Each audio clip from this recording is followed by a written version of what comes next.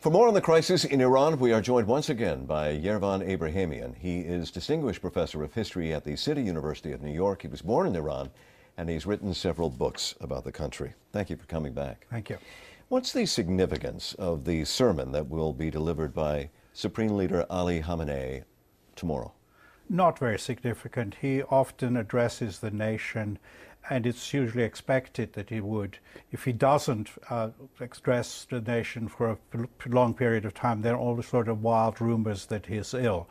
So in this, I think, sermon, he will give a homily about everyone being united, respecting law, and putting their faith in the Guardian Council. And then Saturday, there is going to be, I believe, a meeting that takes place between the Guardian Council and the three candidates that were defeated in the election. What's the significance of that? Again, very little, because the Guardian Council will try to persuade the candidates that they will be fair.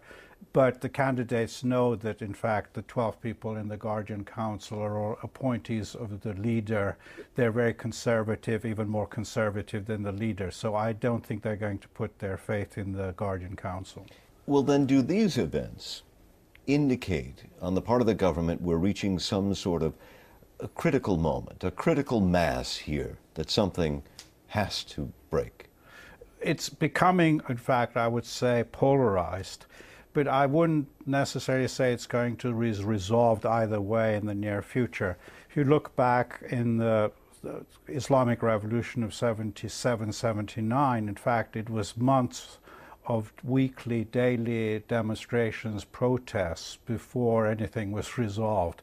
So we could be entering a similar type of scenario where we could have an ongoing crisis for months on end, which the ending really unpredictable.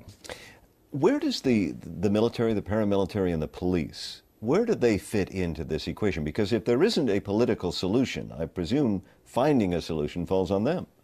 Yeah, it is usually presumed that the armed forces are solidly behind the Ahmadinejad, and that I would not basically put my money on. There are divisions in the military.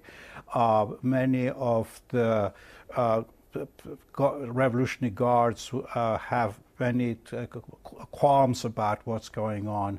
And we have to remember, in fact, one of the losing candidates was the commander of the Revolutionary Guards. So it could be very well that there are people in the Revolutionary Guards who do not want to smash heads for the sake of Ahmadinejad.